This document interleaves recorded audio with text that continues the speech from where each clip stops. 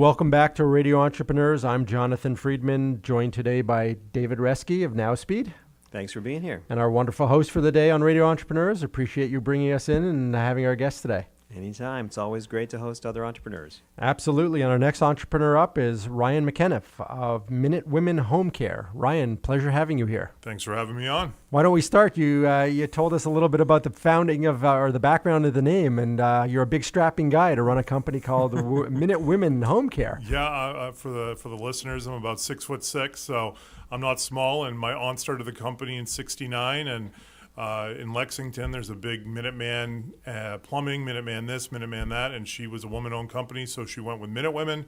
And then irony would have it that I take over the company, and everybody looks at me weird when I say I'm the owner of Minute Women. So it certainly is a good icebreaker. Not to be confused with Minute Women, because you're certainly not a minute guy, but really appreciate it. Why don't you tell our listeners a little bit about your company and what it is that you guys do? Sure. It's pretty simple. I mean, we're a home health care company. So when older adults are still wanting to stay in their home, but unfortunately, whether it's physically or mentally, they're declining, they need some assistance with what we call their activities of daily living, which essentially is getting up, getting dressed, bathing, making meals, taking out the trash, things you and I take for granted.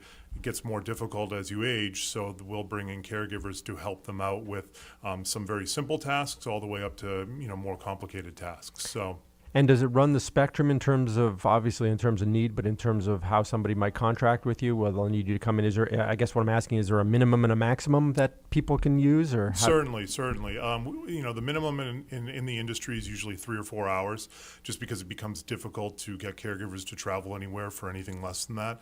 And then we have cases where it's 24 hours a day, 7 days a week, ongoing for years. Unfortunately, somebody just passed away that had been with us for 13, 14 years. So it can run the gamut of somebody that just broke their ankle and needs some recuperation time, and they could be 40 years old but just need some help because they're not mobile, all the way up to somebody who has, unfortunately has dementia and is going to live for another 10 years but doesn't want to go into an assisted living or a nursing home.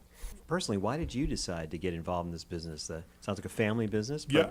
How did you make the decision to get involved? I didn't really make the decision as much as life kind of made the decision for me. I grew up locally here, and my parents, like many retirees, went down to Florida, and I scooted out to Colorado to have fun.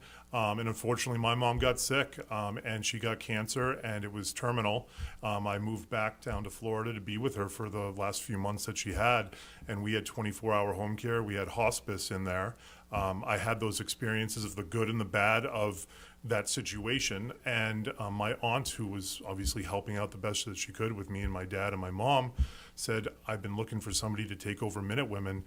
You've always wanted to own your company. We're now kind of in this situation where you've learned a lot about this service very quickly, and why don't you give it a shot? And I said, absolutely, let's give it a shot. So not in a million years, 10 years ago, would I be saying that I would be sitting here doing an interview in Massachusetts, because I was prepared to live out in Colorado for the rest of my life. So it's funny how life circumstances take you on a journey. And I say the last gift my mom was able to give me was the opportunity to help other people and obviously own my own business and find my own independence. So I kind of look at it that way.